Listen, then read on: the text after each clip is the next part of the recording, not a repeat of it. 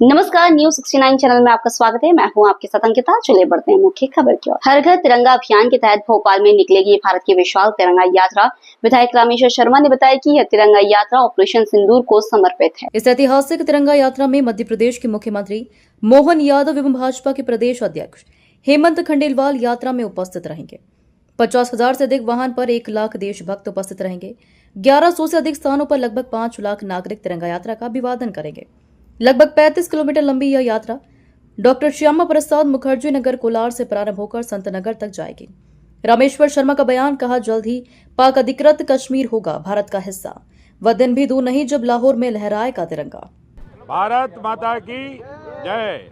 Operation सिंदूर पर भारत की सबसे विशाल तिरंगा यात्रा हर वर्ष की भांति इस वर्ष भी डॉक्टर श्यामा प्रसाद मुखर्जी नगर से प्रारंभ होगी। आज हिंदुस्तान के जन मन में, हिंदुस्तान के हर घर में तिरंगा पहुंचाने का अभिनव अभियान भारत के प्रधानमंत्री आदरणीय नरेंद्र मोदी जी के आह्वान पर लिया गया। भारत के हर घर पर, चाहे कच्चा मकान हो, पक्का हो, झुग्गी हो, महल हो, अटारी हो, दुकान हो, व्यवसाय हो, फैक्ट्री हो, सबने तिरंगा यात्रा लगाने का काम आज पूरे देश भर के अंदर चल रहा है। उसी के तहत हमने भी ये तिरंगा यात्रा का भव्य आयोजन किया है। ये तिरंगा यात्रा की शुरुआत मध्य प्रदेश के लोकप्रिय मुख्यमंत्री आदरणीय डॉक्टर मोहन यादव जी इस कार्यक्रम के मुख्य अतिथि हैं। उनके नेतृत्व में ये यात्रा का शुभारंभ होगा। विशिष्ट अतिथि के रूप में भारतीय जनता पार्टी मध्य प्रदेश के अध्यक्ष विधायक हेमंत खंडेलवाल जी उपस्थित रहेंगे। लगभग 50,000 से अधिक 2 व्हीलर वाहन इस यात्रा में सम्मिलित होंगे। 1 लाख से अधिक लोग होंगे। 1100 से अधिक स्थानों पर इस तिरंगा यात्रा का भव्य स्वागत होगा। इस स्वागत समारोह में जगह जगह आम नागरिक इस तिरंगा यात्रा को देखने का और जनमन में इस तिरंगे की भावना को जागृत करने के लिए स्कूल के बच्चे, कॉलेज के बच्चे, व्यावसायिक, रहवासी संघ, सामाजिक प्रतिष्ठान, सामाजिक, व्यापारिक और नागरिकों की सोसाइटियां अनेक स्थानों पर स्वागतों का भव्य आयोजन करेंगे। लगभग 5 लाख से अधिक लोग इस यात्रा में स्वागत के रूप में सम्मिलित होंगे। ये यात्रा डॉक्टर श्यामा प्रसाद मुखर्जी नगर कुलार में प्रातः 10 बजे राष्ट्रगान के साथ शुरू होगी। माननीय मुख्यमंत्री जी इस यात्रा का शुभारंभ करेंगे, यात्रा में साथ रहेंगे। राष्ट्रगान के बाद ये डी मार्ट यात्रा आएगी। ये भी डॉक्टर श्यामा प्रसाद मुखर्जी नगर का ही हिस्सा है।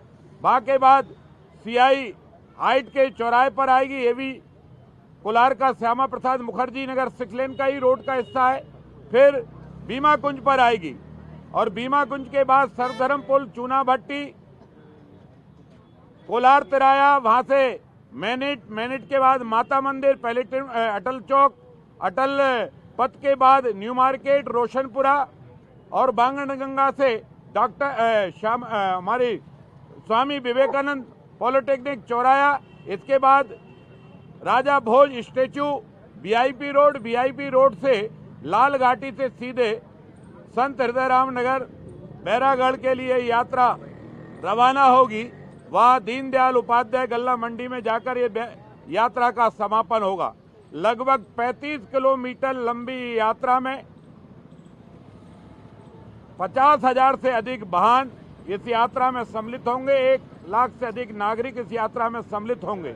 मैं आप सबके समाचार पत्रों और चैनलों के माध्यम से यही रिक्वेस्ट और प्रार्थना करूंगा कि आज भारत के प्रधानमंत्री जी ने हर जनमन को जागृत किया है कि अपने घरों पर तिरंगा लगाओ।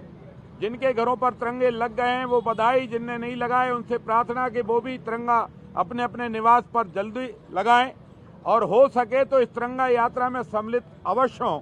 अगर वो इस तिरंगा यात्रा में सम्मिलित होंगे, राष्ट्रभक्त नागरिक, हम शहीदों का सम्मान करेंगे। और 14 तारीख को हम तिरंगा यात्रा इसलिए निकालते हैं, कई लोग प्रश्न करते हैं कि जो देश का विभाजन हुआ है ना उस समय के क्रांतिकारियों ने स्वीकार किया, ना उस समय के नागरिकों ने स्वीकार किया, तब भी भारत विभाजन के विरोध में भारत के नागरिक खड़े थे, भारत के देशभक्त खड़े थे।